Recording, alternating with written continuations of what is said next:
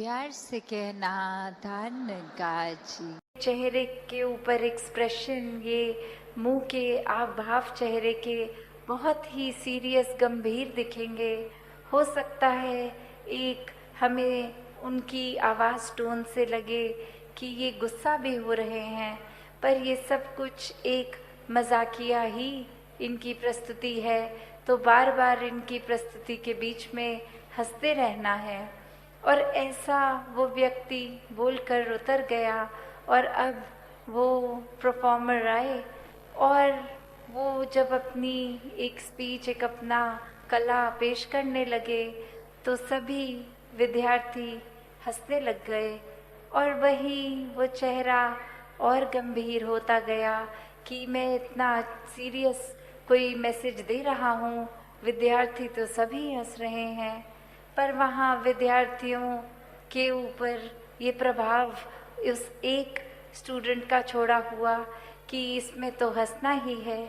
और पूरी परफॉर्मेंस में वो कहीं ना कहीं अपने आप से बीच में हंसते चले गए। और अब वो परफॉर्मर अंत में इतना उसमें गुस्सा आ गया, वो स्टेज को ही छोड़कर चला गया।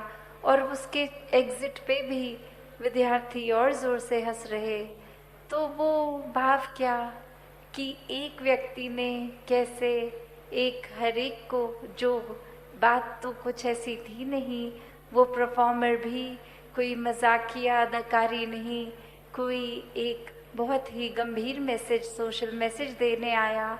और किसी ने भी वो, क्योंकि एक कान में बात किसी एक व्यक्ति द्वारा गई कि ये ऐसा नहीं ऐसा है, तो हमने अपने दिमाग की वो परसेप्शन वैसे बना के उसी के ऊपर अपने मन के भावों को मोड़ लिया कि उस एक व्यक्ति ने जैसा कहा है तो ठीक ही कहा होगा।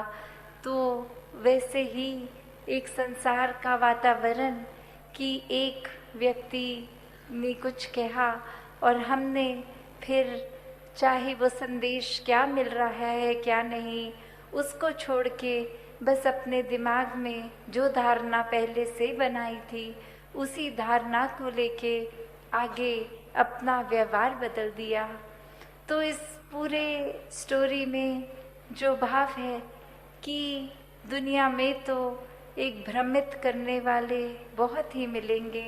हर किसी ने अपनी मान्यताओं के, अपने एक्सपीरियंस और कुछ एक स्वभाव भी कभी कभी अड़चने डालने वाला किसी का, तो उसने अपने मुताबिक अपना फ़ायदा देखते हुए ही एक ऐसा कह देना है कुछ, तो वो एक भ्रमित करने वाले तो हैं, पर वो गलती किसकी आती है जो वो भ्रम में पड़ जाए।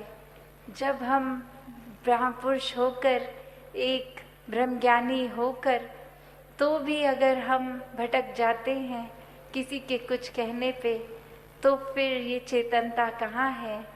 अगर हम इस स्टोरी के केस में देखें तो फिर भी वो स्कोप हो सकता है कि वो भाषा नहीं समझते थे तो किसी ने जो कह दिया उसी को ही सच्चाई मान ली।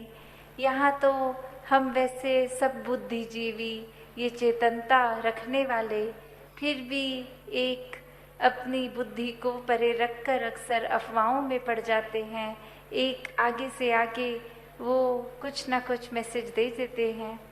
तो कैसे हमें हर समय ये अलर्टनेस, ये चेतनता, क्योंकि ब्रह्मज्ञानी है तो एक ब्रह्मज्ञानी होने का एक ड्यूटी, ये रिस्पॉन्सिबिलिटी भी है कि हर समय की चेतनता होनी है। ये ब्रह्मज्ञानी होने का मतलब ये नहीं हुए इसके ही एहसास में अगर रहा जाए तो ये परमात्मा हमारे जीवन में और गहराई से उतरता है। कैसे फिर जहाँ बात अभी जिक्र भी अहंकार का हुआ कि कैसे फिर मन हमारा अक्सर इतना ज़्यादा, किसी ने थोड़ी तारीफ क्या कर दी, वो ही बात में इतना अपने आप को श्रेष्ठ मानते हुए एक ऐसी विचारधारा के अंतर्गत रोज जीना, उठना, खाना, बैठना शुरू कि अब हमसे श्रेष्ठ तो कोई नहीं। हर एक जीवन में हमने सोसाइटी में कुछ मान सम्मान पा भी लिया तो वो मान सम्मान एक किसी तरह की अपनी ही अहंकार का कारण बने नहीं। जहाँ जिस रूप में भी हम जीवन में प्लेस्ड हैं वो हमारे लिए अहंकार का कारण नहीं, विनम्रता का कारण होना चाहिए। कि अगर कोई जिम्मेवारी किसी रूप में है, चाहे वो घर के ही छोटे यूनिट में जिस तरह का भी, या समाज में या कोई भी, तो वो एक हमें अपॉर्चुनिटी मिल रही है, मौका मिल रहा है और सेवा करने का। अंदर